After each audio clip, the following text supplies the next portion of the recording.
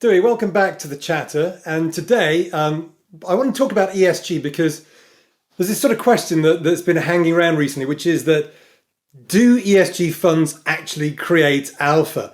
I was wondering if you could maybe just throw a bit of light onto this discussion, because obviously ESG has been very much in the spotlight. They have tended to be considered to have performed well, but is it because of ESG considerations or others? Could you just maybe frame that whole argument around the ESG performance? Yeah, well, there's been a lot of talk recently about ESG being a busted flush and investors heading for the doors.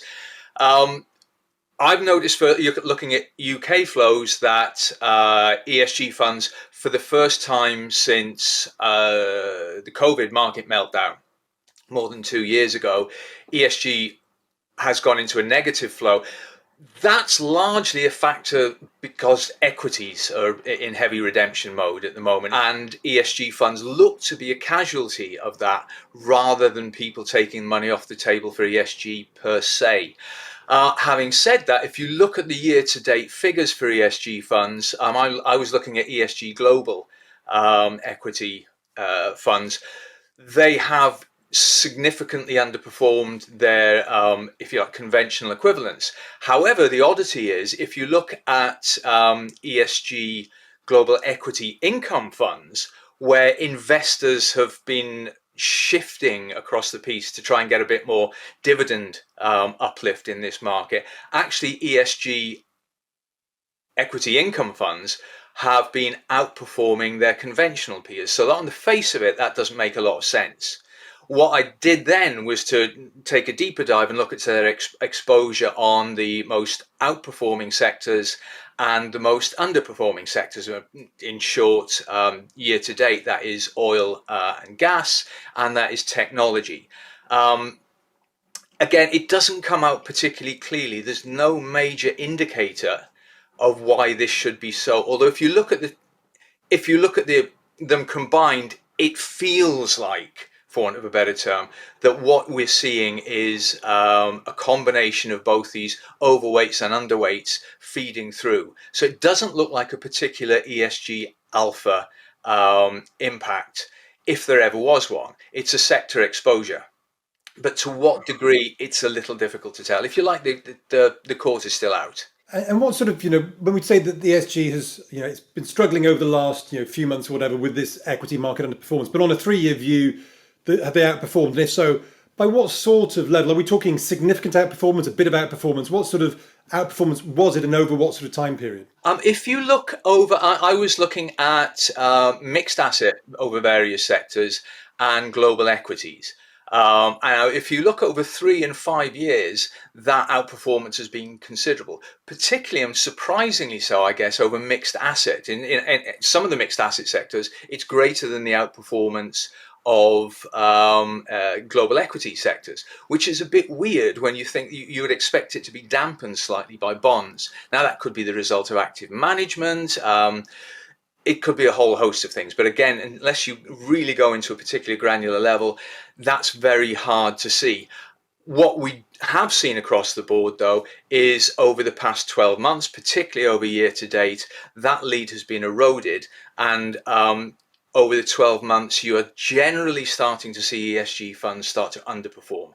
And that is, I think, largely due to those two factors that I've indicated. Whether there's a residual effect, if there's any residual ESG alpha supporting it above that, again, it's difficult to say.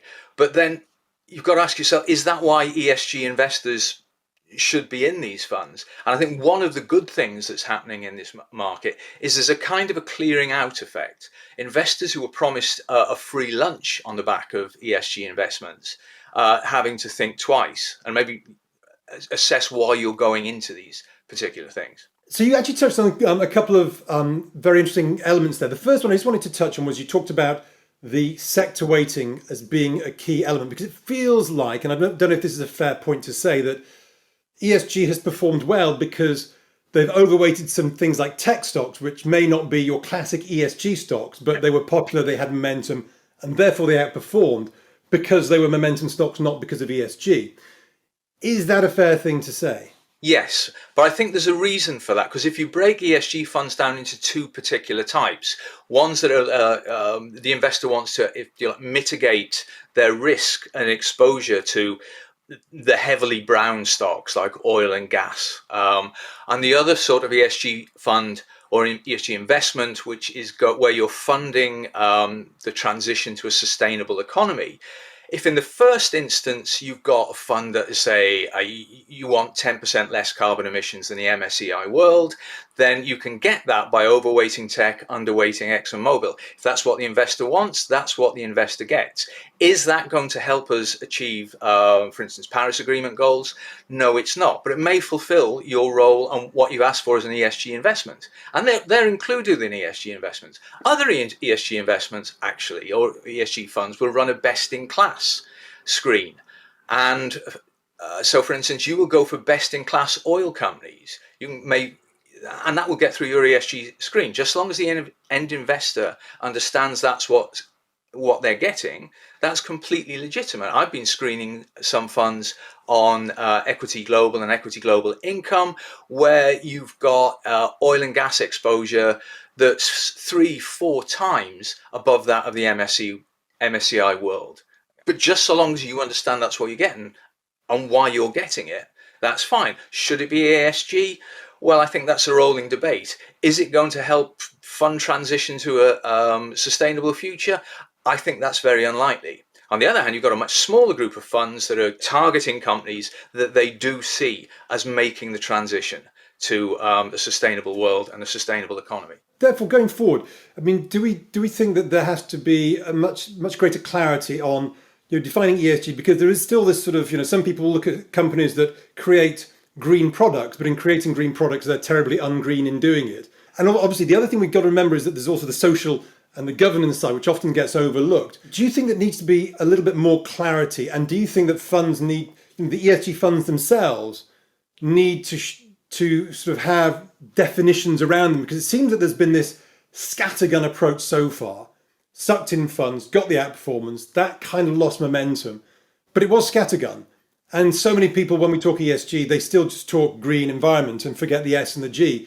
Do you think there needs to be a little bit more clarity on exactly what you're getting into with ESG, and therefore funds that claim that they're ESG probably need to be maybe given a little bit of a wrist slap until actually you're not really. So we get more clarity for the investors so they know that when they're in an ESG fund, it is absolutely clearly within a very, very narrow range of ESG requirements. I think that's what's happening. If you look at what's happening in Europe, the reporting standards that are coming through there, the way that's starting to be implemented in the UK as well, Europe's further down the line than we are. Asset managers are going to have to evidence that. I have to say, I don't think there's necessarily a problem with this distinction with, if you like, risk mitigant funds versus sustainable transition funds. If you want to mitigate your risk, that's fine. I don't see that as being a particular problem. But lumping them all together and investors thinking that they're actually, we're going to get to net zero by overweighting Amazon and Google and whatever and underweighting ExxonMobil in the secondary market, it's never going to happen. And I think that's a mixture of both regulatory action, but also investor education, because there isn't a huge amount of clarity there at the moment. So sort of to bring it all together, so what it sounds like is that we've sort of gone through that honeymoon phase of ESG.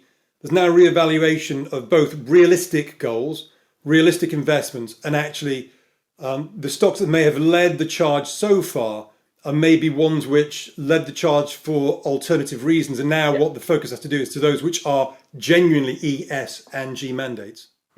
I think so. The calibrating systems, for want of a better term, that we're seeing evolve now through TCFD and the like will help that. The possibly over-egged promises of a free lunch with ESG are being washed out. I still think ultimately, alongside investor preference, you're going to see a regulatory driver to this, because ultimately, if you get governments saying there are certain things from a regulatory perspective you can't touch, you can't do, the sort of overweights and underweights will help protect your portfolio anyway.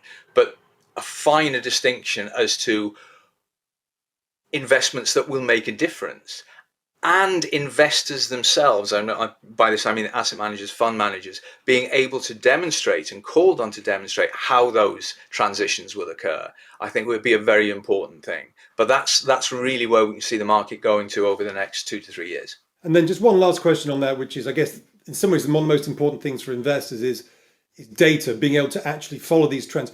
What are the tools that within, or some of the tools within the LSEG family where investors can kind of follow these changes, keep up to date, and actually get the data that they need to be able to make these investments in the correct way?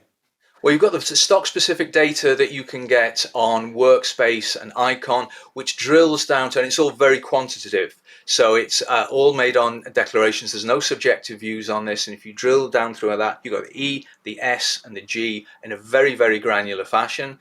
If you go into Lipper for investment management, you can see that we've got SFDR flagged, other regulatory things, and we screen funds or flag funds in accordance with where they've got ESG flags, what sort of screening they're using, what sort of selection process they're using. So you can focus on E, you can focus on S, and what particular strategies that fund managers focusing on this themselves are using. Well, great, Dewi. Thank you very much again for that update. And I think, it'd be actually good to revisit this on an ongoing basis, because clearly there is change happening again, or at least there's a reevaluation. I think that reevaluation is going to be fascinating to see how this discussion ends up. Yeah, it's not a static market by any stretch of the imagination. On what's ESG today may not be ESG tomorrow. But I think that's a good sign of an evolving and maturing market.